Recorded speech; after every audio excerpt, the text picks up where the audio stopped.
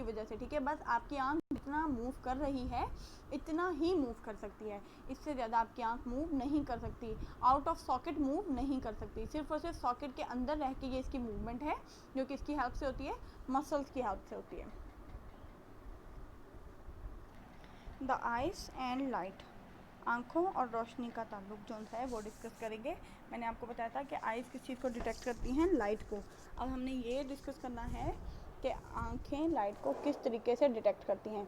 The I is rather like a living camcorder, एक जिंदा camcorder की तरीके से होती है जो लाइट है, आँख है इंसान की, वो एक जिंदा कैमकॉर्डर के तरीके से होती है। कैमकॉर्डर जो आप वीडियो रिकॉर्ड करने के लिए यूज़ करते हैं वो।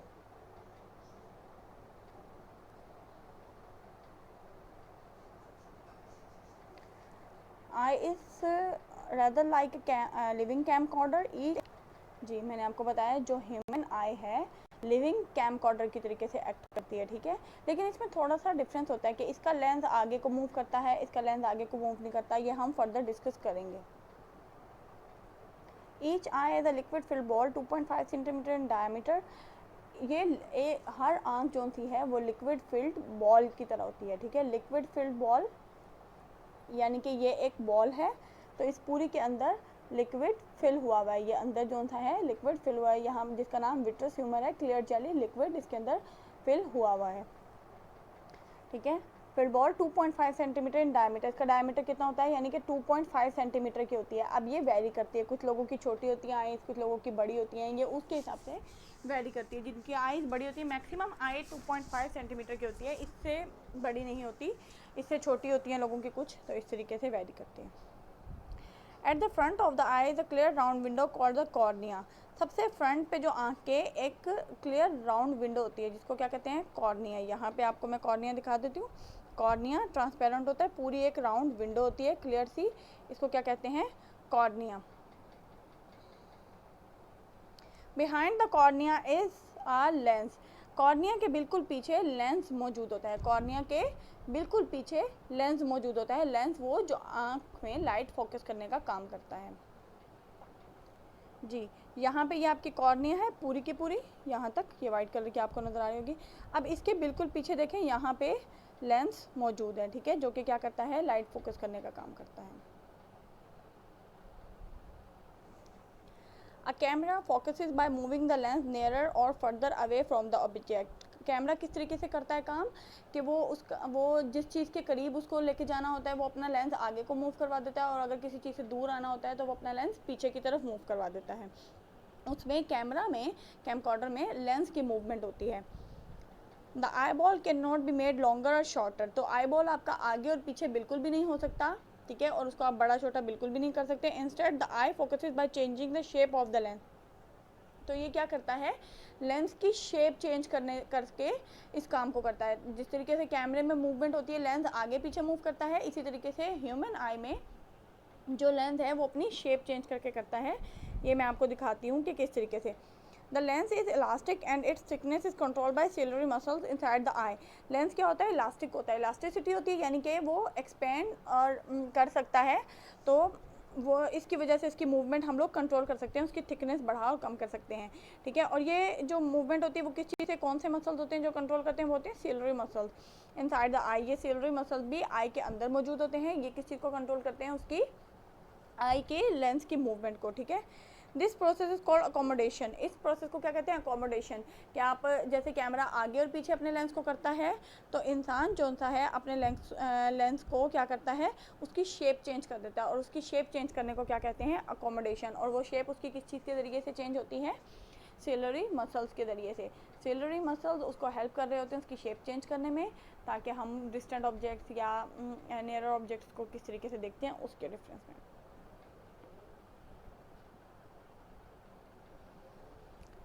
हेयर आई एम शोइंग के दोनों में लेंस मौजूद हैं, आँख में ये वाला लेंस मौजूद है और कैमरा में ये वाला लेंस मौजूद है। अब फॉर एग्जांपल कैमरा के पास कोई चीज़ आना शुरू होती है, किसी चीज़ को उसने फोकस करना शुरू होता है, अब उसका लेंस फॉर एग्जांपल इस जगह पे है, यहाँ पे इस जगह पे उसका लेंस मौजूद है। अब वो किस तरीके से अपने लेंस को मूव करवाएगा, ये देखें, ये लेंस उसका यहाँ मौजूद था, यहाँ से वो यहाँ पे आ गया मूव करके इस चीज़ को फोकस करने के लिए, ठीक है। जब भी कैमरा ने काम करना होता है तो वो अपने लेंस को यहाँ से यहाँ ले आता है मूव करवा के किसी भी चीज़ को फोकस करने के लिए, लेकिन जो ह्यूमन आई है वो इसके अलग तरीके से काम करती है, उसका लेंस थोड़ा सा डिफरेंटली वर्क करता है। जी, यहाँ पे आपको लेंस की शेप नज़र आ रही है, ओवल शेप का आपका लेंस है, ठीक है। अब यहाँ पे सामने कोई भी चीज़ आपको जिसको फोकस करना है वो आपको नज़र आ गई, सामने मौजूद है। अब ये अपनी शेप किस तरीके से चेंज करेगा, लेट मी शो यू। जी, ये अब ये इसकी शेप देखें, थोड़ी राउंड हो गई, ठीक है। ये जिस चीज़ को इसने फोकस करना था, करीब करके देखना था, ये अपनी इसने शेप चेंज की और ये राउंड कर लिया। इसने अपनी पोजीशन चेंज नहीं की, ये उसी जगह पे मौजूद है जहाँ पे पहले मौजूद था, लेकिन इसने सिर्फ और सिर्फ अपनी शेप चेंज कर ली। गौर से देखें, इसकी शेप यहाँ पे ओवल है और यहाँ पे इसकी शेप क्या हो गई, राउंड हो गई। कैमरा जो था, आई जो थी ह्यूमन आई, उसका लेंस जस्ट अपनी शेप चेंज करता है, जबकि कैमरा का लेंस अपनी पोजीशन चेंज करता है, पीछे से आगे की जानिब आ जाता है। Together, the cornea and the lens behind it focus light onto a layer of sensory cells at the back of the eye. Cornea और लेंस दोनों मिलके क्या करते हैं, फोकस करते हैं लाइट को on a layer of sensory sales. Sensory cells की एक लेयर होती है आई में जिसको कहते हैं रेटिना। सेंसरी सेल्स की एक लेयर होती है आई में जिसको क्या कहते हैं, retina. Let me show you retina, this is यहाँ पे रेटिना है, ठीक है। यहाँ पे इसमें लाइट सेंसरी सेल्स मौजूद होते हैं, ठीक है। तो कॉर्निया और लेंस, ये कॉर्निया आपका, ठीक है, और यहाँ पे मौजूद आपका लेंस, दोनों क्या काम कर रहे होते हैं, ये दोनों के दोनों लाइट को फोकस कर रहे होते हैं। कहाँ पे, सेंसरी सेल्स की लेयर रेटिना के ऊपर। And light makes chemical changes in the cells of retina. और वो जो सेल्स की लेयर होती है रेटिना, उसके अंदर केमिकल चेंजेस हो जाते हैं। यहाँ से हम दोबारा स्टार्ट करते हैं। Together cornea and lens behind it focus light on to a layer of sensory cells at the back of the eye. Cornea और लेंस मिलके, ठीक है, लाइट को फोकस करते हैं कहाँ पे, सेंसरी सेल्स की लेयर पे। वो सेंसरी सेल्स की लेयर कहाँ होती है, आई के बैक पे मौजूद होती है। This layer is called the retina. इस लेयर का क्या नाम होता है, retina. And light makes chemical changes in the cells of retina. और लाइट वहाँ पे क्या कर रही होती है, केमिकल चेंजेस कर रही होती है। लाइट वहाँ पे उस रेटिना जो सेल्स की लेयर होती है रेटिना, वहाँ पे लाइट केमिकल चेंजेस करती है। These chemical changes set off nerve impulses which travel along the optic nerve to the brain. अब ये जो केमिकल चेंजेस होते हैं ये कहाँ सेट होते हैं, जो भी इमेज आँख ने देखा उसको कॉर्निया और लेंस ने मिलके फोकस कर दिया रेटिना पे। अब रेटिना में केमिकल चेंजेस होते हैं, वो केमिकल चेंजेस रेटिना कहाँ भेज देता है, नर्व इम्पल्स के ज़रिए से या ऑप्टिक नर्व्स के ज़रिए से ब्रेन में। Let me show you the optic nerve. ये ऑप्टिक नर्व है, यहाँ पे ये लेंस और कॉर्निया मिलके फोकस करवाते हैं रेटिना पे। अब ये जो रेटिना है ये इस मैसेज को इस ऑप्टिक नर्व के ज़रिए से, ये ऑप्टिक नर्व है, इसके ज़रिए से ब्रेन तक मैसेज भिजवा देती है कि क्या चीज़ उसने आँख ने देखी है। The image made on retina is upside down. जो भी रेटिना के ऊपर इमेज बनता है वो अपसाइड डाउन होता है, यानी कि अगर मैंने बुक को सीधा देख रही हूँ तो वो जो रेटिना पे इमेज बन रहा होगा वो उसका उल्टा बन रहा होगा, ठीक है। मुझे उल्टी बुक, रेटिना पे मेरे उल्टी बुक बन रही होगी। Your brain has to correct the image so that you see it properly. आपका ब्रेन उस इमेज को सीधा करता है, फिर आपको जो नज़र आता है वो सीधा नज़र आता है। जो पहला इमेज आपकी आइज़, आपका कॉर्निया, आपका लेंस जो फोकस करवाते हैं रेटिना के ऊपर, वो अपसाइड डाउन होता है, उल्टा होता है। आपका दिमाग, फिर वो मैसेज जाता है ब्रेन तक। वो ब्रेन उस मैसेज को किस तरीके से, उस जो भी इमेज है उसको सीधा करके दोबारा आपकी आई को वापस भेजता है, तब आपको नज़र आता है कि आप क्या चीज़ देख रहे हैं। Just behind the lens is a sheet of muscles called the iris. Lens के बिल्कुल पीछे मसल्स की शीट होती है जिसको क्या कहते हैं, iris. It is the coloured part of the eye. ये आई का कौन सा है, कलर्ड पार्ट है।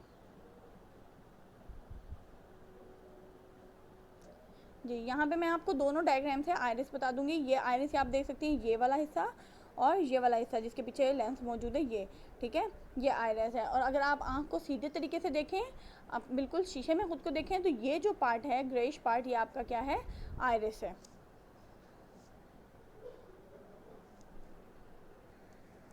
In the centre of it is a round hole called the प्यूपिल। अब इसके, इस आइरिस के ऊपर और नीचे वाले में, सेंटर में इनके एक होल होता है जिसे क्या कहते हैं, प्यूपिल कहते हैं।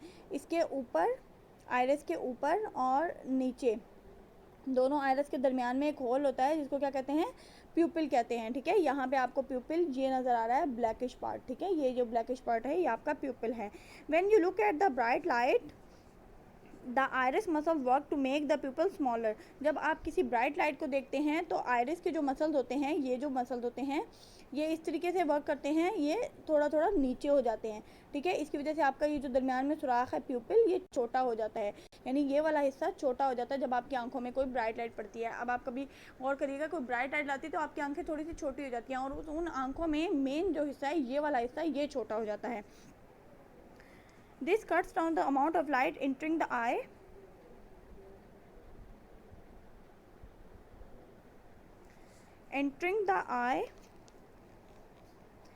And so protects the sensitive cells of the retina. जी, ये क्या करता है, जो आयरिस है ये ऊपर और नीचे मूव करता है, नीचे मूव करके प्यूपिल को छोटा कर देता है। जब ज़्यादा लाइट आती है तो छोटा कर देता है, और कम लाइट आती है तो ये ऊपर होके प्यूपिल को बड़ा कर देता है, जिसकी वजह से क्या होता है कि बहुत ज़्यादा लाइट आपकी रेटिना को डैमेज नहीं करती। कहते हैं ना कि ज़्यादा लाइट भी आपकी आंखों को ख़राब करती है, तो ये जो आयरिस होता है ये ज़्यादा लाइट आपकी आंखों के अंदर फोकस होने से रोकता है, ठीक है। ये आपके प्यूपिल को छोटा और बड़ा कर देता है उसके हिसाब से जितनी की ज़रूरत होती है। If you are in a darkened room the pupil gets bigger to allow in more light. अगर आप किसी अंधेरे रूम में हैं तो आपका प्यूपिल बड़ा हो जाएगा। उस प्यूपिल को बड़ा कौन करवाएगा, ये आयरिस ऊपर और नीचे की ऊपर की जानिब नीचे की जानिब मूव करेगा, यहाँ से और यहाँ से ऊपर की जानिब, और ये दरमियान वाले सुराख को बड़ा कर देगा, ठीक है, प्यूपिल को बड़ा कर देगा। जब ये प्यूपिल बड़ा हो जाएगा, ठीक है, ये अंधेरे में ऐसा होगा कि आपका प्यूपिल बड़ा हो जाएगा। और the iris muscle work automatically in what is called a reflex action. ये आयरिस मसल जिस तरीके से ऑटोमेटिकली काम करते हैं इसे रिफ्लेक्स एक्शन कहते हैं, कि जैसे ये दोनों मसल्स जब जिस तरह काम करते हैं उसे रिफ्लेक्स एक्शन कहते हैं, कि जैसे ही ज़्यादा लाइट आई ये प्यूपिल को छोटा कर देते हैं सिकुड़ के, और जैसे ही कम लाइट आई अंधेरे रूम में आए तो ये प्यूपिल को एक्सपेंड कर देते हैं, ठीक है। ये ऑटोमेटिकली काम करते हैं फ़ौरन से। जैसे मैं आपकी आंख में लाइट मारूं टॉर्च की तो आपकी आंखें फ़ौरन से छोटी हो जाएंगी, तो ये काम कौन कर रहा होगा, आपके प्यूपिल को कौन छोटा करवा रहा होगा, आपका आपका आयरिस।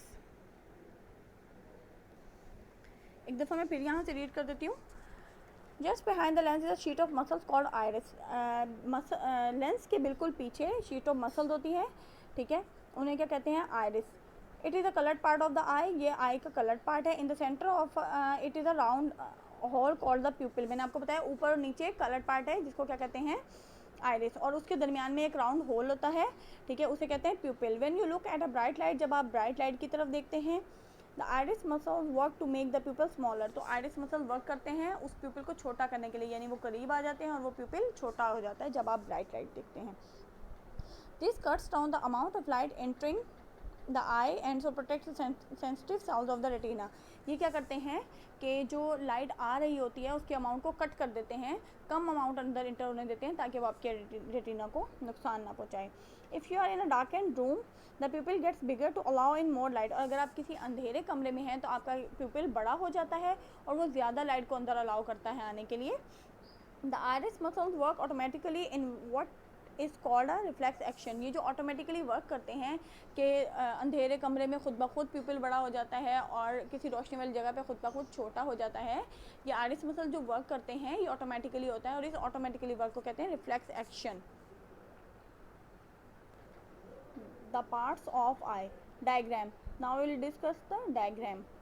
सबसे पहला पार्ट इसका मैं बताऊंगी सिलरी मसल्स, ठीक है। Change the shape of length, ये हैं सिलरी मसल्स और ये क्या कर रहे होते हैं, ये जो लेंथ है इसकी शेप को चेंज कर रहे होते हैं। नेक्स्ट है suspensory ligaments, hold length in place. ये सस्पेंसरी लिगामेंट्स हैं, ऊपर पिंकिश कलर के आपको नज़र आ रहे होंगे। ये क्या कर रहे हैं, लेंस को उसकी जगह पे रखते हैं। आगे है क्लियर लेंथ, ये क्लियर लेंथ है आपका जो लेंस। कंजक्टिव, ये ट्रांसपेरेंट होता है, कंजक्टिवा ट्रांसपेरेंट होता है और ये क्या कर रहा होता है, ये बाहर के हिस्से की तरफ मौजूद होता है। प्यूपिल ये वो सुराख होता है जिसको आयरिस छोटा और बड़ा करते हैं। दरमियान में आपको सुराख नज़र आ रहा है, ये वो वाला सुराख होता है और ब्लैकिश कलर जो मैंने आपको आई का बताया वो होता है। कॉर्निया ट्रांसपेरेंट होता है, ये देखें यहाँ पे मौजूद है क्लियर राउंड विंडो। आयरिस मैंने आपको कलर्ड पार्ट दिखाया था वो होता है आई का, ठीक है। Choroid, the black layer that stops light reflecting inside the eyeball contains blood capillaries. ये ब्लैक लेयर होती है, ठीक है, और ये कर क्या रही होती है, ये लाइट को अंदर आँख के अंदर रिफ्लेक्ट होने से रोक रही होती है, ठीक है, और इसके अंदर ब्लड कैपिलरीज भी मौजूद होती हैं। नेक्स्ट है aqueous humour. Aqueous humour clear watery liquid यहाँ पे मौजूद होता है और ये क्लियर पानी जैसा लिक्विड होता है, ठीक है। Vitreous humour clear jelly. Vitreous humour यहाँ अंदर मौजूद होता है जो कि क्लियर जेली की तरह क्या होता है। Blind spot, no light sensory cells. Blind spot में ये वो स्पॉट होता है जहाँ पे कोई भी, ये जगह जहाँ पे कोई भी लाइट सेंसरी सेल्स मौजूद होते हैं, जहाँ पे कोई भी लाइट फील या डिटेक्ट नहीं होती। Optic nerve take information to the brain. ये वो नर्व है जो इन्फॉर्मेशन ब्रेन तक लेके जाती है, जो भी हम देखते हैं उसकी इन्फॉर्मेशन ब्रेन तक ये ऑप्टिक नर्व लेके जाती है। Yellow spot most sensitive part of the retina. ये सबसे ज़्यादा सेंसिटिव पार्ट है रेटिना का, ठीक है। नेक्स्ट है sclerotic thick tough layer to which muscles are attach. ये बहुत ज़्यादा थिक सख्त लेयर है जिससे तमाम मसल जो हैं वो जुड़े हुए होते हैं। Retina most important part contains light sensory cells. इसमें लाइट सेंसरी सेल्स होते हैं। These are link to nerve fibres. ये किस चीज़ से लिंक्ड होते हैं, नर्व फाइबर से, which make up to the optic nerve.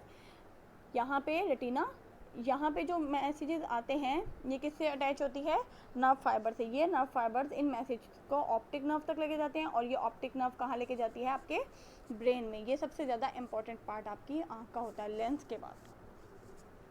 Next our topic is eyesight problems, कि हमारे आई साइट के साथ क्या क्या प्रॉब्लम्स हो सकते हैं, हमारे देखने के साथ, समाज के साथ कौन कौन से इश्यूज हो सकते हैं, वो डिस्कस करेंगे हम लोग।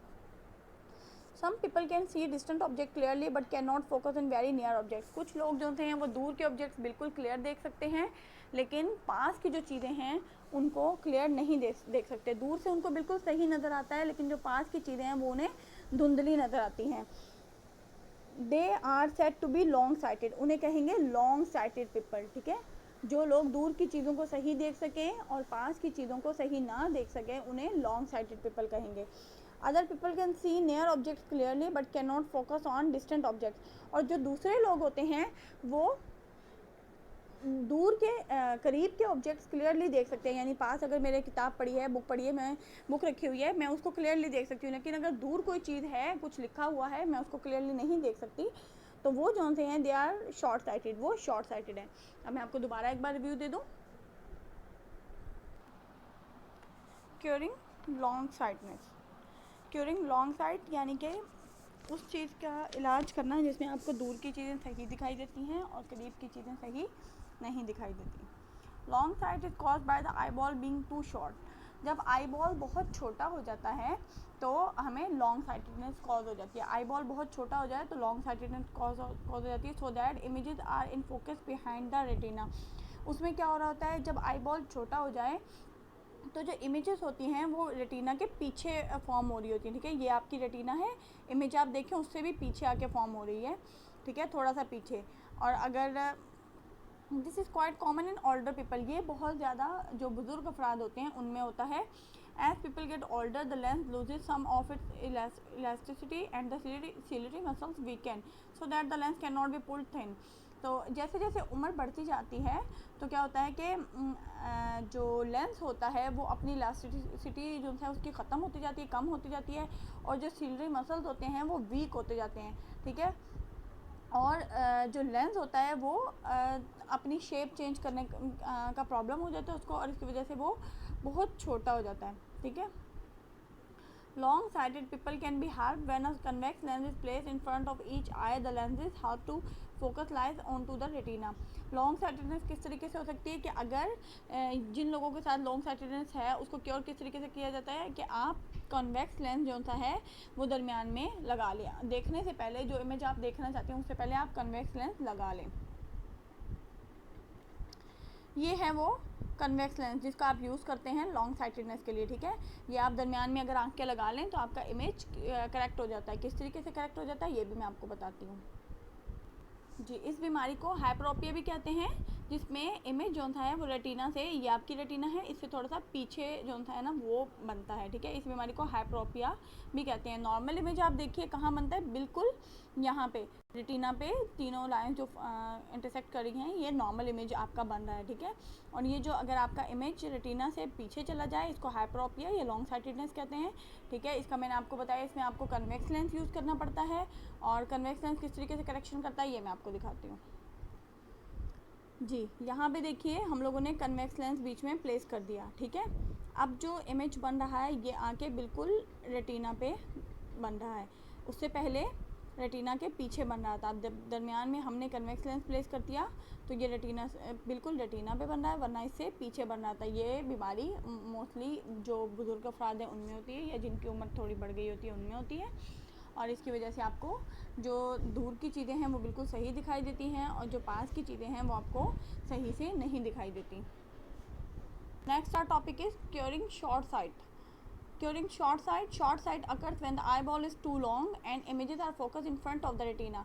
Short sight किस वजह से होता है, जब eyeball बहुत ज़्यादा बड़ा हो जाता है। पहले जो long sightedness हुई थी वो आपको हुई थी eyeball बहुत छोटा हो जाने की वजह से, अब आपका eyeball बड़ा हो गया नॉर्मल साइज से, इसकी वजह से आपको शॉर्ट साइटेडनेस हो गई। इसमें क्या है, आपको दूर की चीज़ें सही नहीं दिखाई देती, पास की चीज़ें आपको बिल्कुल सही दिखाई देती हैं। Short sighted people can be help if they wear spectacles और contact lenses that are concave. Concave lens की वजह से इनको सही करेक्ट किया जा सकता है कनकेव लेंस यूज़ करके। पहले आपने कन्वेक्स लेंस यूज़ किया था लॉन्ग साइटेड पीपल के लिए, अब आप शॉर्ट साइटेड पीपल के लिए कनकेव लेंस यूज़ करेंगे, ठीक है।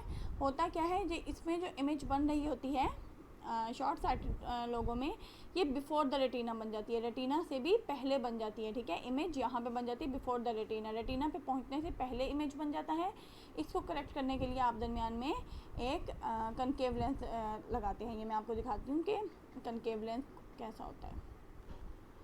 जी, ये वो कनकेव लेंस है जिसका हम यूज़ करते हैं शॉर्ट साइटेडनेस को क्योर करने के लिए। इसको हम लॉन्ग साइटेडनेस को क्योर करने के लिए करते हैं, इसको हम शॉर्ट साइटेडनेस को, यानी कि हमें जो दूर से सही नज़र नहीं आ रहा है इसको क्योर करने के लिए हम लोग ये वाला लेंस यूज़ करते हैं। शॉर्ट साइटेडनेस को आप म्योपिया भी कहते हैं। Myopia the image is form before the retina. अब ये देखें रेटिना से बहुत पहले यहीं पे इमेज बन गया, ठीक है, तो इसको शॉर्ट साइटेडनेस कहते हैं। होता क्या है इसमें कि आपका जो आई बॉल होता है वो ज़रा बड़ा हो जाता है। नॉर्मल आप देख रहे हैं इमेज कहाँ पे फॉर्म हो रहा है, रेटिना पे, और ये रेटिना से पहले बन गया। जो पहले मैंने आपको बताया था लॉन्ग साइटेड उसमें रेटिना के बाद बना था। इसको क्योर करने के लिए हम क्या करते हैं, कनकेव लेंस यूज़ करते हैं।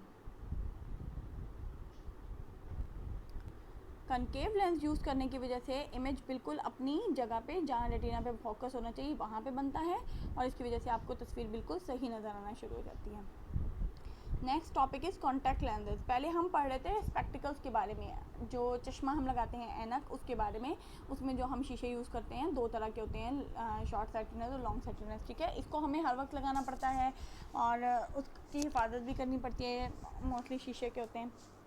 Now will talk about contact lenses. Contact lenses are small thin transparent disc that fit snugly over the cornea of the eye. Contact lens क्या होते हैं, बहुत स्मार्ट, बहुत पतली सी लेंसेज होते हैं, बहुत छोटे लेंसेज होते हैं और डिस्क की शक्ल के होते हैं, ठीक है। डिस्क से क्या आपने उसकी शक्ल के होते हैं। That fit snugly over the cornea of the eye. आपकी आई का जो कॉर्निया है उसके ऊपर कम्प्लीटली फिट हो जाते हैं, पूरे कॉर्निया के ऊपर आपके फिट हो जाते हैं। Modern ones are made of a soft jelly like plastic.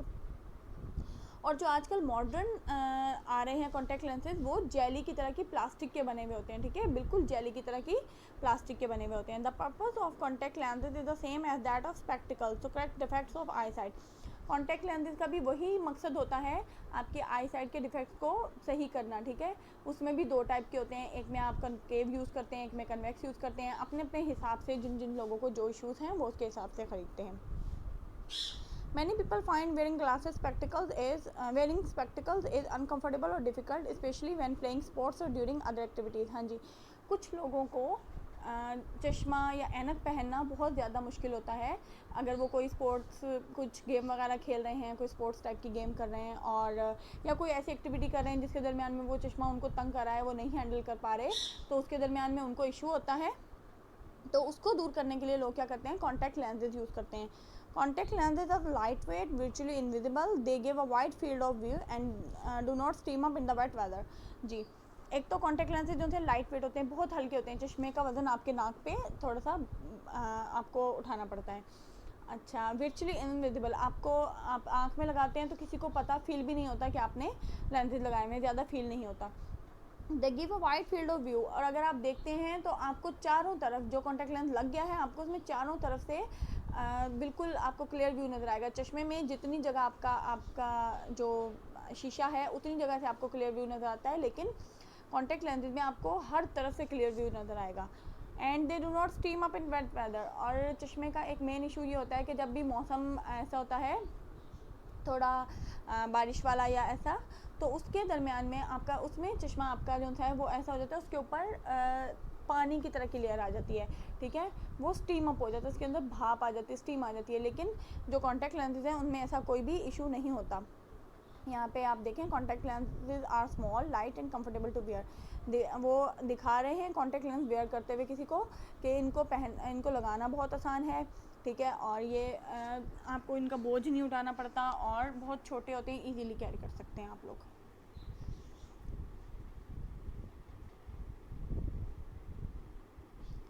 Next our topic is laser eye surgery.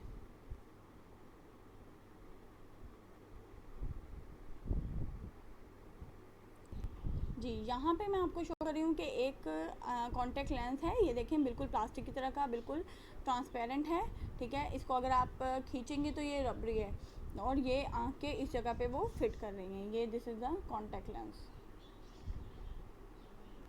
Next topic is laser eye surgery. A laser produces a very narrow beam of light that is both powerful and delicate. Laser जो होती है उससे light की ऐसी beam जो वो produce करती है, ऐसी रो प्रोड्यूस करती है जो बहुत पावरफुल होती है, ठीक है। It can be controlled very accurately, इसको बहुत ज़्यादा बहुत परफेक्शन के साथ कंट्रोल करना पड़ता है। ये जो लेज़र की बीम होती है इसमें आपको बहुत परफेक्शन चाहिए होती है इसको कंट्रोल करने के लिए। Surgeons can use the laser beam to make the shape of the surface of the cornea change slightly. Surgeon use करते हैं इस लेज़र बीम को, और आपकी जो आई का कॉर्निया होता है उसकी शेप का स्लाइटली चेंज कर देते हैं। इसके ज़रिए से आपकी लेज़र बीम के ज़रिए से आपकी कॉर्निया की शेप को स्लाइटली चेंज कर देते हैं surgeon. The cornea then focuses image accurately onto the retina of the eye, और फिर क्या होता है कि जो कॉर्निया होता है वो इमेज को डायरेक्ट फोकस करता है रेटिना पे, ना आगे रेटिना से और ना ही पीछे रेटिना से, एग्जैक्ट ऑन द रेटिना वो उसको फोकस करता है। जब आपका कॉर्निया सेट हो जाता है वो लेज़र से आपके कॉर्निया को सेट कर देते हैं। After laser eye surgery, it is no longer necessary for person to wear either spectacles or contact lenses. और जब आप लेज़र आई सर्जरी करवा लें तो आपको ना ही कोई चश्मा पहनने की ज़रूरत है और ना ही आपको किसी किस्म का कोई लेंस लगाने की ज़रूरत है, क्योंकि सर्जन ने आपकी लेज़र की बीम के ज़रिए से, लाइट बीम के ज़रिए से आपकी जो कॉर्निया है उसको उसकी शेप को सही कर दिया। बिल्कुल स्लाइट सी सर्जरी होती है, लेकिन ये कि बहुत ज़्यादा एक्यूरेसी चाहिए होती है इसके लिए। जो सर्जन जो इस पे काम कर रहे होते हैं बहुत परफेक्शनिस्ट होने चाहिए वो, फिर ये सर्जरी आपकी सक्सेसफुल होती है, ठीक है, लेज़र आई सर्जरी।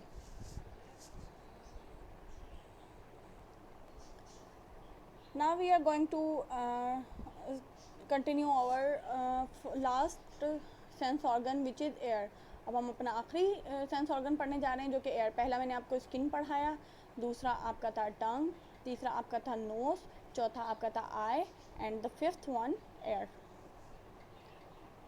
और एयर डिटेक्ट साउंड एनर्जी, हमारे कान किस चीज़ को डिटेक्ट करते हैं? साउंड एनर्जी को, आवाज़ को, ठीक है, दैट वी कैन हेयर, जो हम सुन सकते हैं। They are also sensitive to the position and movement of the head. और हमारे एयर किस चीज़ को मैनेज करते हैं? हमारे सर की पोजीशन को और मूवमेंट को भी मैनेज करते हैं। आज तक आपने यही सुना था कि सिर्फ कान जो उनसे सिर्फ सुनते हैं, लेकिन आज आपको एक और इम्पॉर्टेंट बात पता चलेगी, वो क्या कि आपके कान सिर्फ और सिर्फ सुनते नहीं हैं, आपके हेड के बैलेंस को मेंटेन करते हैं। As a result, the ear is not only the organ for hearing, it also controls our senses of balance। हाँ जी, सिर्फ हेयरिंग नहीं करते हमारे कान, वो बैलेंस भी करते हैं, ठीक है, ये मैं आज आपको बताऊंगी। The part of the ear we see is called the outer ear. जो हिस्सा हमें कान का नज़र आ रहा होता है वो क्या होता है? आउटर एयर होता है, बाहर वाला हिस्सा, जिसको हम पिन्ना भी कहते हैं। Most of the ear is inside the bones of the skull where it is protected from damage. जो कान का मोस्टली हिस्सा होता है ना पिन्ना के अलावा, पिन्ना जो सा होता है हमारा कार्टिलेज बोन का बना हुआ होता है, कार्टिलेज बोन जिसको हम तोड़ मरोड़ सकते हैं, हम अपने कान को पकड़ें फोल्ड कर लें जिस तरह मर्जी वो फोल्ड हो जाता है, ठीक है। तो बाकी जो कान का हिस्सा होता है वो कहाँ पे, स्कल के अंदर प्रोटेक्टेड होता है, ठीक है, और ताकि स्कल की बोन्स उसकी हिफाजत करें और उसको किसी भी किस्म का कोई डैमेज ना हो। और जो हमारा मोस्ट पार्ट होता है एयर का वो इस स्कल के अंदर वाले हिस्से पे महफूज होता है, ठीक है, इस स्कल के अंदर वाले हिस्से में महफूज होता है, वो हमें बाहर नज़र नहीं आता।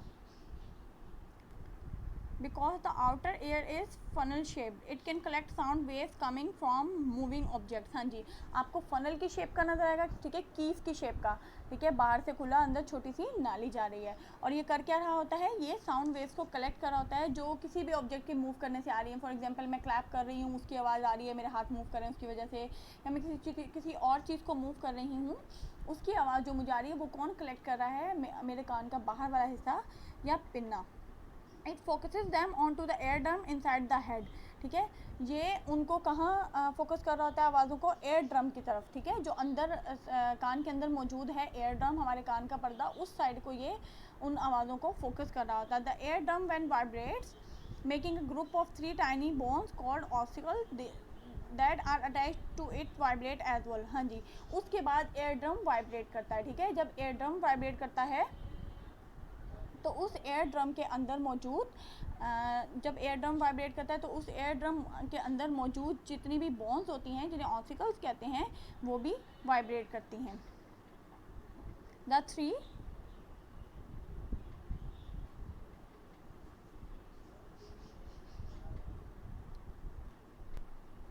The three oscars act as levers and magnify the force of the vibration moving the liquid inside the snail-shaped inner ear or cochlea।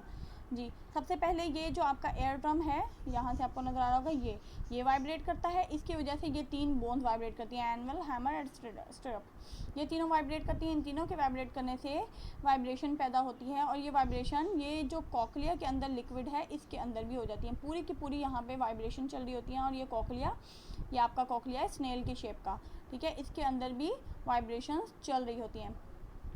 The vibration inside the cochlea make tiny hairs move, ठीक है, ये जो cochlea के अंदर vibration हैं, ये जो इसके अंदर बहुत छोटे छोटे बहुत माइन्यूट हेयर्स जो से होते हैं उनको वाइब्रेट करवाती हैं, ठीक है, वो भी इस वाइब्रेशन की वजह से, पहले ये एयर ड्रम वाइब्रेट करता है, उसकी वजह से ये तीनों बोन्स वाइब्रेट करती हैं, इन तीनों के वाइब्रेट करने की वजह से यहाँ पे मौजूद लिक्विड वाइब्रेट करता है, इस लिक्विड के वाइब्रेट करने की वजह से इसके अंदर मौजूद छोटे हेयर्स वो भी वाइब्रेट करते हैं। As these hairs are attached to nerves, every time they are vibrated, messages are sent to the brain। हाँ जी, अब ये जो इसके अंदर हेयर्स मौजूद हैं, जैसे जैसे ये वाइब्रेट करते हैं, इनका कनेक्शन किसके साथ होता है, नर्व्स के साथ, ठीक है, यहाँ पे आपकी नर्व्स टू ब्रेन, ये येलो कलर की आपको नज़र आ रही होंगी, ये ब्रेन तक जा रही है नर्व्स। जैसे जैसे ये हेयर्स वाइब्रेट करते हैं, ये मैसेज किसको सेंड करते हैं, इन नर्व्स को, ठीक है, और ये नर्व्स किनको, एक जैसे एक एक बाल वाइब्रेट करता है, वो एक एक मैसेज फ़ौरन इन नर्व्स के ज़रिए से ब्रेन तक जा रहा होता है। The nerve messages enable us to hear and understood sound including speech। हाँ जी, और ये नर्व्स जो सी हैं, इनके मैसेजेस जो हैं जब जाते हैं तो उनके ज़रिए से ब्रेन हमें इंफॉर्मेशन देता है, उसकी वजह से हम सुन सकते हैं, फिर हम अंडरस्टैंड कर सकते हैं, फिर हम बात भी कर सकते हैं, ठीक है, जैसे सिर्फ हम सुन नहीं रहे होते, अगर हम सुन रहे हैं तो हमें पता भी चल रहा होता है कि क्या बात हो रही है, ठीक है, और हम पूरी बात को समझ सकते हैं किसकी मदद से, इन सब चीज़ों की मदद से। सबसे पहले मैं आपको दोबारा रिपीट कर दूँ, सबसे पहले एयर ड्रम वाइब्रेट करता है, जब वेव्स अंदर आती हैं, साउंड वेव्स अंदर आई, एयर ड्रम वाइब्रेट किया, इसकी वजह से ये 3 बोन्स वाइब्रेट की, इन 3 बोन्स के वाइब्रेट करने की वजह से यहाँ पे जो लिक्विड है वो वाइब्रेट किया, कॉकलिया के अंदर जो लिक्विड है वो वाइब्रेट किया। अब इसी कॉकलिया के अंदर छोटे छोटे हेयर्स होते हैं, वो भी वाइब्रेट करते हैं, कॉकलिया के वाइब्रेट करने से वो हेयर्स वाइब्रेट किए, वो कनेक्टेड होते हैं इनसे नर्व फाइबर से, ये नर्व्स जो ब्रेन तक मैसेज ले जाती हैं एक एक वाइब्रेशन का, और ब्रेन उसकी पूरी अंडरस्टैंडिंग आपको सेंड कर देता है, जिसकी मदद से आपको पता चल जाता है कि कौन बंदा क्या बात कर रहा है, क्या किस चीज़ के बारे में चल रही है, आप सुन सकते हैं, समझ सकते हैं और बात भी कर सकते हैं। The ear and brain working together can separate sounds depending on how loud they are or how high or low। आपका दिमाग और आपका कान एक साथ काम कर रहे होते हैं। जब आप कुछ सुन रहे हैं उस टाइम सिर्फ आपके कान नहीं काम कर रहे, आपके कान फ़ौरन से मैसेजेस ब्रेन को भेज रहे हैं और ब्रेन उन मैसेजेस को करेक्ट करके आपको समझा रहा है कि क्या बात हो रही है। तो आपका दिमाग और आपके कान दोनों साथ साथ काम कर रहे होते हैं, ठीक है। और ये और साथ क्या कर रहे होते हैं, ये आपको आवाज़ों का भी बता रहे होते हैं कि कौन सी आवाज़ कितनी ऊंची है, कौन सी आवाज़ कितनी लो है, कितनी कम है, कितनी ज़्यादा है, कौन कितनी स्पीड में बात कर रहा है। ये सब चीज़ें आपका ब्रेन आपको साइमल्टेनियसली बता रहा होता है। Having two ears, one on each side of the head, help us to tell the direction the sound is coming from. अब हमारे पास दो कान होते हैं। ये दो कान किस लिए होते हैं कि हम एक से भी तो काम चला सकते थे, लेकिन नहीं, अल्लाह ताला ने हर चीज़ किसी न किसी रीज़न के लिए पैदा की है। तो दो कान किस लिए होते हैं, ताकि हमें साउंड की डायरेक्शन का पता चले कि अगर कोई लेफ़्ट साइड पे बैठ के बात कर रहा है तो मुझे अपने लेफ़्ट ईयर से पता चलेगा, और अगर कोई राइट साइड पे बैठ के बात कर रहा है तो मुझे पता चलेगा कि आवाज़ यहाँ से आ रही है। As it will be slightly louder in one ear than the other. जिस साइड पे बात हो रही है, फॉर एग्जांपल अगर कोई मेरे लेफ़्ट साइड पे बैठ के बात कर रहा है तो मुझे लेफ़्ट साइड से ज़्यादा आवाज़ आएगी और राइट साइड से कम आवाज़ आएगी उसकी। और अगर कोई मेरे राइट साइड पे बैठ के बात कर रहा है तो उसकी आवाज़ मेरी राइट साइड पे ज़्यादा आएगी और मेरे लेफ़्ट साइड पे कम आएगी। Unless the sound is straight ahead or immediately behind us. हाँ, एक ये है कि लेफ़्ट और राइट पे, अगर कोई लेफ़्ट पे बात करेगा तो लेफ़्ट से ज़्यादा साउंड आएगी, अगर कोई राइट पे बात करेगा तो राइट से ज़्यादा साउंड आएगी। लेकिन अगर कोई बिल्कुल सामने बैठ के बात करेगा तो बिल्कुल बराबर आएगी, दोनों कानों को बिल्कुल बराबर आएगी। और अगर इसी तरीके से कोई पीछे बैठ के बात करेगा, बिल्कुल पीछे, तब भी आवाज़ बिल्कुल दोनों कानों को बराबर आएगी। This was all about hearing. अब मैं आपको डायग्राम समझा देती हूँ। साउंड वेव्स, ये वो वेव जो अंदर आ रही हैं, ठीक है। एयर ड्रम, कान का पर्दा। एयर कैनाल, वो रास्ता जहाँ से साउंड वेव गुजरती हैं। और आउटर एयर, जिसको आप पिन्ना कहते हैं। अब यहाँ पे लिखा हुआ है आउटर एयर कर क्या रहा है, कलेक्शन ऑफ साउंड, सिर्फ साउंड को ये इतना हिस्सा कलेक्ट कर रहा है। यहाँ तक आपका आउटर एयर है और ये क्या कर रहा है, साउंड को कलेक्ट कर रहा है, ठीक है। Middle air, transmission of sound, ये जो मिडल एयर है साउंड को ट्रांसमिट कर रहा है। ये जो बोन्स हैं ये ट्रांसमिट कर रही हैं वाइब्रेशन की फॉर्म में आगे, ठीक है।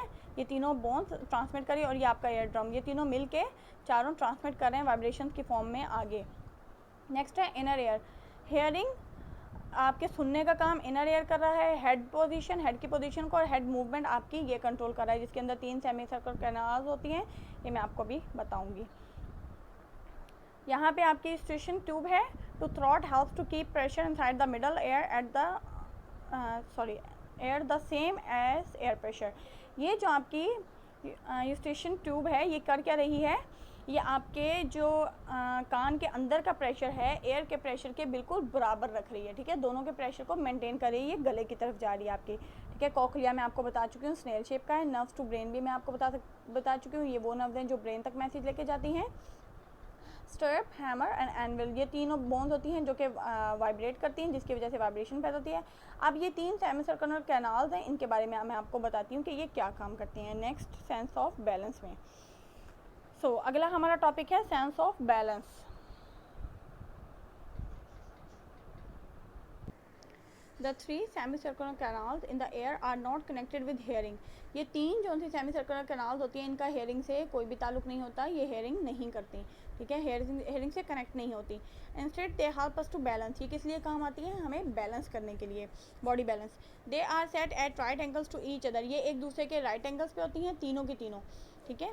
So that no matter how the head is move, तो इससे कोई फ़र्क नहीं पड़ता कि हेड मूव करे, अप डाउन लेफ़्ट या राइट किसी भी पोजीशन में मूव करे, इससे कोई फ़र्क नहीं पड़ता इन तीनों को, क्योंकि ये तीनों एक दूसरे के राइट एंगल पे होती हैं। The fluid in the canals will also move, ठीक है। जो इन कैनाल्स के अंदर फ्लूइड होता है, लिक्विड होता है, वो भी मूव कर रहा होता है, ठीक है। The pressure of this fluid stimulates the sensitive hairs within the canals to send message to the brain, और इन कैनाल्स के अंदर माइन्यूट हेयर्स होते हैं इनके अंदर भी, ठीक है। और जब जो फ्लूइड होता है वो मूव कर रहा होता है, उसकी वजह से इन कैनाल्स के अंदर जो हेयर्स होते हैं वो भी मूव करते हैं और उनकी मदद से मैसेज ब्रेन को जाता है, just like air. If you spin rapidly and then stop the fluid will carry on moving making you feel giddy. अगर आप तेज़ी से घूमें और फिर स्टॉप हो जाएं, रुक जाएं, अगर आप तेज़ी से घूमें और रुक जाएं तो क्या होगा, आपका जो इन कैनाल्स के अंदर जो लिक्विड है वो मूव कर रहा होगा बाद में भी। आप जल्दी से मूव करके रुक गए, घूम के रुक गए, लेकिन वो जो लिक्विड है कैनाल्स के अंदर वो अभी भी मूव कर रहा होगा। मेकिंग यू फील गिडी, तो आपको फील हो रहा होगा जैसे चक्कर आ रहे हैं, आप तो रुक जाते हैं लेकिन वो लिक्विड तभी भी मूव कर रहा होता है। उस लिक्विड की मूवमेंट की वजह से आप रुक भी जाते हैं तब भी आपको चक्कर आ रहे होते हैं। गिडी मीन्स चक्कर आना। You can stop this by suddenly jerking your head in opposite direction, आप इसको किस तरीके से रोक सकते हैं, आप जिस डायरेक्शन में आपने मूव किया है ना, तेज़ी से स्पिन किया है, ठीक है, उससे ऑपोजिट डायरेक्शन में अपने सर को तेज़ी से झटकें, ठीक है, इस तरीके से आपको फ़ौरन से वो चक्कर रोक सकते हैं। लेकिन ये चक्कर आते किस वजह से हैं कि आपका जो लिक्विड होता है सेमी सर्कुलर कैनाल्स के अंदर वो मूव कर रहा होता है, और जब तक वो मूव करता रहता है तब तक आपको चक्कर आते रहते हैं। और जब अगर आप उसको जल्दी से रोकना चाहते हैं तो आप ऑपोजिट डायरेक्शन में अपने सर को जल्दी जल्दी झटकें, उससे क्या होगा, आपके वो चक्कर रुक जाएंगे।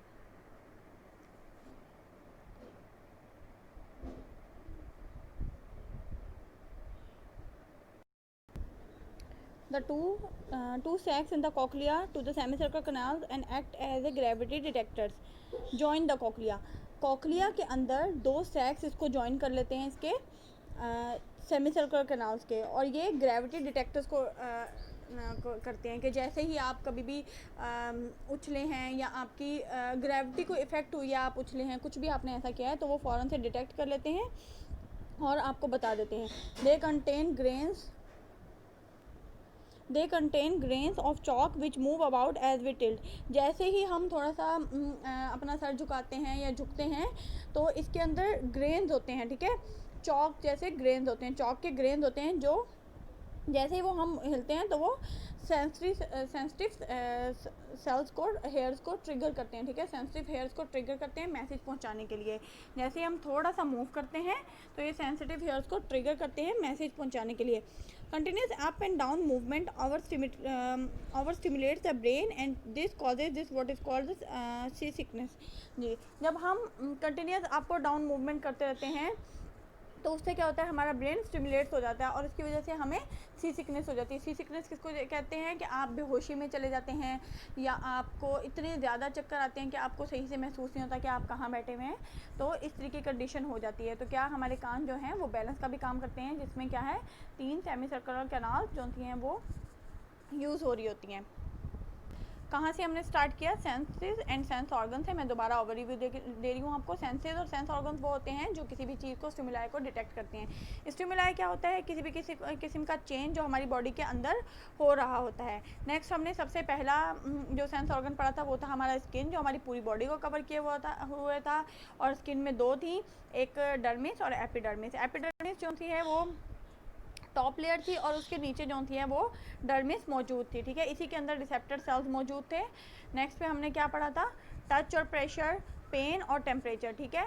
टच और प्रेशर कौन महसूस कर सकता है हमारी बॉडी का, स्किन। हमारी बॉडी में पेन कौन महसूस कर सकता है, स्किन, और टेम्परेचर भी स्किन महसूस कर सकती है। नेक्स्ट हमारा थर्ड सेंस ऑर्गन था टंग।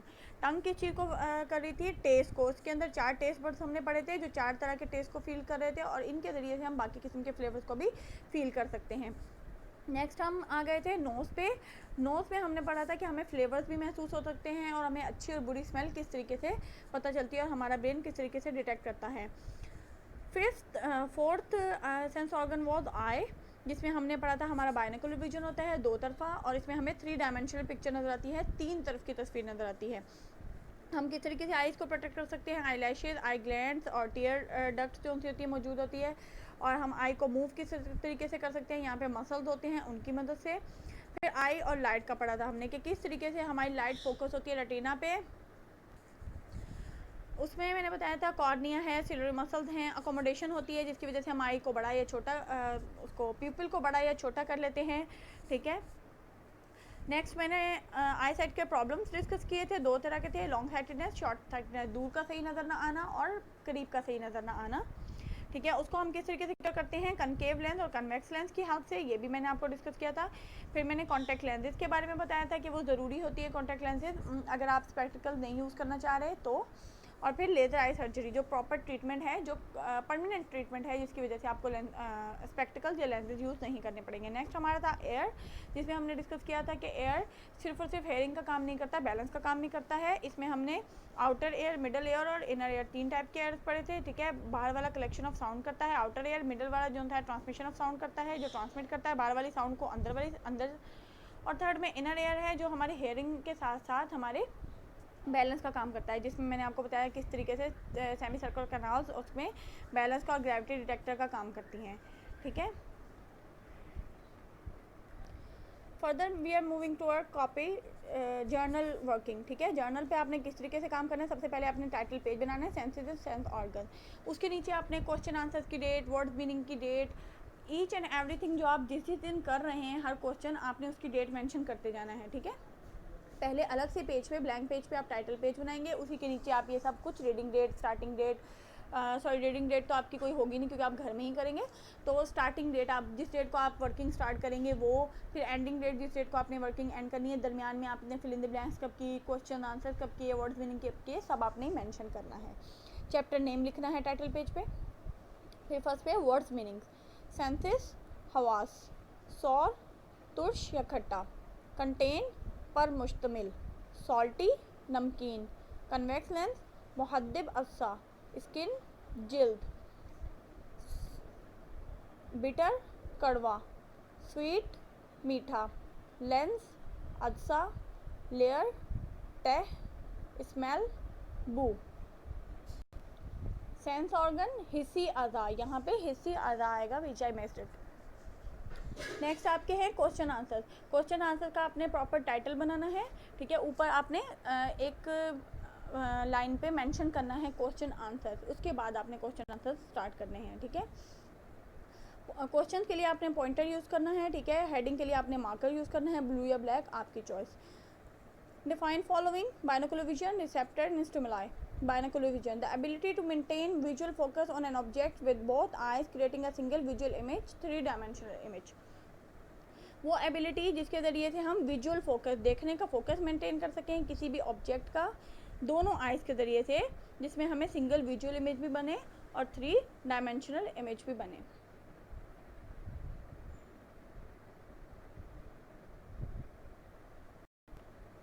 Receptors, a specialized cell or a group of nerve ending that responds to sensory stimuli।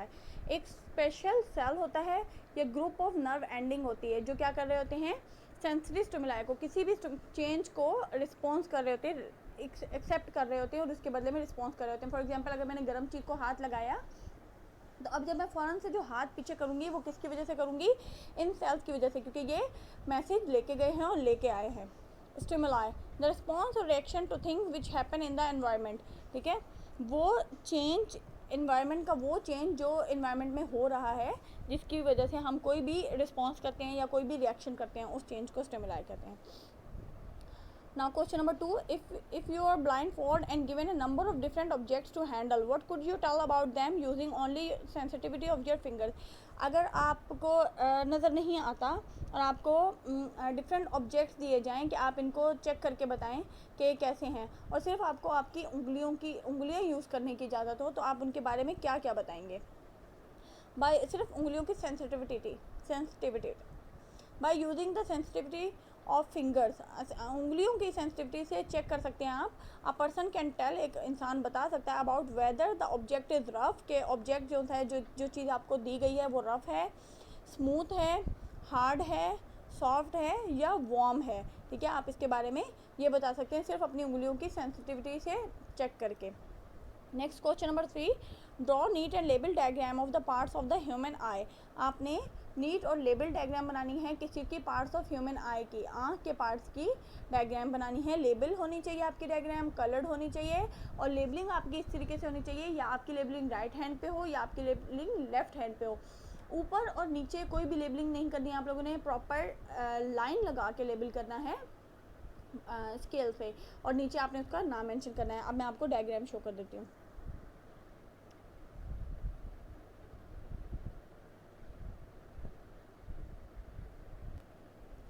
जी, ये वाली डायग्राम है जो आपको बनानी है, नीचे आपने उसका नाम लिखना है the parts of the eye, और इसी तरीके से आधी लेबलिंग आपकी इस साइड पे हो और आधी लेबलिंग आपकी इस साइड पे हो। आपको सिर्फ और सिर्फ लेबल करना है। सिलियरी मसल्स लिखेंगे आप, उसका फंक्शन नहीं लिखेंगे। चेंज और stop the change shape of a lens आपको लिखने की ज़रूरत नहीं है। ये जितने भी डार्क उसमें लिखे हुए हैं वो आप लिखेंगे। Aqueous humour, vitreous humour, blind spot, optic nerve, yellow spot, ये सब मैं आपकी लेबलिंग जो आपने करनी है वो बता रही हूँ। Sclerotic, retina, choroid, iris, cornea, conjunctive, suspensory ligament और सिलरी मसल। सिर्फ और सिर्फ आपकी ये लेबलिंग होनी चाहिए, इसके फंक्शन आपको लेबल करने की ज़रूरत नहीं है। Which parts of the eye are involve in the protection of eye? आँख के कौन से हिस्से आँख की हिफाजत में इन्वॉल्व होते हैं? जी, parts of eye involve in the protection of eye, आपकी हेडिंग है following parts are involve in the protection of eye. ठीक है, ये जो पार्ट्स हैं ये आपके आई की प्रोटेक्शन में इन्वॉल्व होते हैं। फर्स्ट है आईलिड्स, आंखों के पपोटे। The eyelids cover the eye and protect them from damage. Eyelids eye को कवर करते हैं और उसको डैमेज से, नुकसान से बचाते हैं। Next one is eyelashes, they flick away any dust approaching the eye. ये क्या कर रहे होते हैं? कोई भी डस्ट जो आंख तक पहुंच रही होती है उसको उड़ा के पीछे कर देते हैं, आंख तक पहुंचने नहीं देते हैं। इनको हम कहते हैं आई लैशेस या फिर आपकी पलकें। Tear glands, it produces tears, ये आंसू पैदा करता है। And when we blink our eye, जब हम अपनी आंख झपकते हैं, this liquid is spread over the surface of the eye, ये लिक्विड आंख की सरफेस के ऊपर फैल जाता है। And stop it drying out, और इसको खुश्क होने से बचाता है। Next is tear duct, it helps draining out the tears, ये आंसुओं को खुश्क करने में मदद देती है, यानी कि आंसू इसके अंदर महफूज होते हैं। जब आंसू बाहर निकलने होते हैं तो इसके ज़रिए से बाहर आ जाते हैं। इसके सामने आप वो वाली डायग्राम बनाएंगे जहाँ पे ये क्वेश्चन करेंगे, इसके सामने वाले ब्लैंक पेज पे आप डायग्राम बनाएंगे प्रोटेक्शन ऑफ आई वाली। मैं आपको अभी शो कर देती हूँ।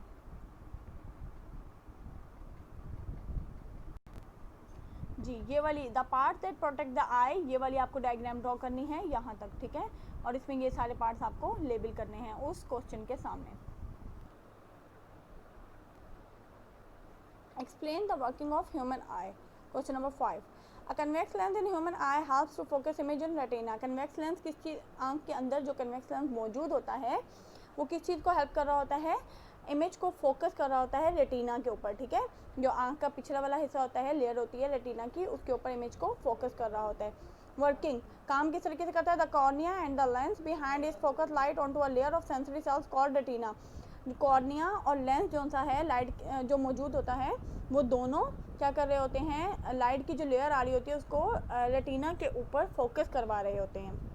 Number 2, the light makes chemical changes in the cells of retina. Light क्या कर रही होती है? रेटिना के अंदर केमिकल चेंजेस कर रही होती है। ठीक है, the chemical changes set off nerve impulse which travel along its optic nerve of the brain. The chemical change is set off nerve impulse which travel along its optic nerve to the brain. अब जो retina के अंदर chemical changes होते हैं वो कहाँ तक message, वो केमिकल चेंजेस का मैसेज कहाँ तक जाता है? आपके ब्रेन तक। The image made on it is upside down, जो वहाँ पे इमेज बनी हुई होती है वो उल्टी होती है। The brain then corrects the image, फिर ब्रेन जो था आपका दिमाग उस इमेज को सीधा करता है, करेक्ट करता है। And the things look right way up, और फिर चीज़ें आपको बिल्कुल सीधे और सही तरीके से नज़र आती हैं। ये किस तरीके से कि आपकी आँख किस तरह काम करती है? पहले कॉर्निया और लेंस फोकस करवाता है रेटिना पे लाइट को, फिर जो लाइट मेक्स केमिकल चेंजेस, फिर वो जो केमिकल चेंजेस हो रहे होते हैं वो रेटिना के अंदर केमिकल चेंजेस हो जाते हैं। तीसरे नंबर पे केमिकल चेंजेस जो होते हैं वो ट्रैवल होके नर्व ऑप्टिक नर्व तक जाते हैं, और उस ऑप्टिक नर्व से वो जो इमेज बन रहा होता है वो उल्टा होता है, और उसके बाद जो चीज़ें होती हैं वो ब्रेन उनको सीधा कर देता है बिल्कुल, और करेक्ट कर देता है। नेक्स्ट आपका है fill in the blanks. Our body senses detect stimuli with the help of special group of cells called dash. हमारे बॉडी सेंसेस बाहर के चेंज को डिटेक्ट करते हैं किस चीज़ के ज़रिए से? स्पेशल ग्रुप ऑफ सेल्स होते हैं जिन्हें क्या कहते हैं? Sensory cells. नेक्स्ट है tear drain away through the tear duct. ठीक है, टीयर्स किस चीज़ के ज़रिए से बाहर निकलते हैं? टीयर डक्ट के ज़रिए से। Number 3, at the front of the I is a clear round window called the cornea. आँख के बाहर वाले हिस्से पे एक क्लियर विंडो होती है, राउंड गोल सी विंडो होती है, उसको क्या कहते हैं? Cornea. Number 4, the purpose of contact lens is the same as that of spectacles. किस चीज़ का फंक्शन चश्मे के बिल्कुल जैसा है, यानी कि दोनों चीज़ें एक ही काम, कौन सी दोनों चीज़ें एक ही काम करती हैं? स्पेक्टिकल, चश्मा और कॉन्टैक्ट लेंस दोनों एक ही काम करते हैं। The 3 semicircular canals in the ear help us to dash, जो 3 सेमी-सर्कुलर कैनाल्स मैंने आपको बताई थी कान के अंदर मौजूद होती हैं, वो किस चीज़ में हमें हेल्प कर रही होती हैं? बैलेंस में। नेक्स्ट है choose the correct answer. This is you have to choose whether it is right or wrong. Reflex action is the involuntary function. Reflex action क्या है? Involuntary function है। ये बात बिल्कुल ठीक है। इनवॉलंटरी फंक्शन वो फंक्शन जो आपके कंट्रोल में ही है, में नहीं है। रिफ्लेक्स एक्शन भी वही फंक्शन होता है, यानी कि एक ऐसा फंक्शन जो आपके कंट्रोल में नहीं होगा उसे आप रिफ्लेक्स एक्शन कहेंगे, जो आप अपनी मर्ज़ी के बगैर फ़ौरन से अपने दिमाग की मर्ज़ी के बगैर जल्दी से कर लेते हैं वो। नंबर 2, द टॉप और outer layer of skin is dermis. False. सबसे बाहर वाली जो होती है वो डर्मिस नहीं होती, सबसे बाहर वाली होती है एपिडर्मिस, उसके बाद होती है dermis. The lower layer of the skin is called the dermis. जो नीचे वाली लेयर होती है उसे कहते हैं डर्मिस। सही, पहली एपिडर्मिस, दूसरी dermis. Eyelids, eyelashes are involve in the protection of eye. सही, ट्रू। आईलिड्स, आईलैशेस जो होती हैं वो आँख की प्रोटेक्शन में इम्पॉर्टेंट रोल प्ले कर रही होती हैं। And the last one, tear glands produces salts. Tear glands salts produce करते हैं? नहीं, टीयर ग्लैंड्स प्रोड्यूस कर रहे होते हैं टीयर्स, ठीक है, आंसू। अब उन आंसुओं के अंदर क्या है ये फर्दर डिस्कशन है, लेकिन टीयर ग्लैंड सिर्फ और सिर्फ आंसू प्रोड्यूस कर रहे होते हैं। Do all this work in your journal properly. आपने प्रॉपरली इस तमाम काम को अपने जर्नल में करना है। आपकी हेडिंग्स प्रॉपर होनी चाहिए, आपका टाइटल पेज बना हुआ होना चाहिए, आपका जर्नल कवर होना चाहिए, और आपकी जितनी भी डायग्राम्स हैं वो कलर्ड होनी चाहिए और प्रॉपरली लेबल्ड होनी चाहिए। That's all regarding your chapter number 2, senses and sense organs. Fi aman Allah.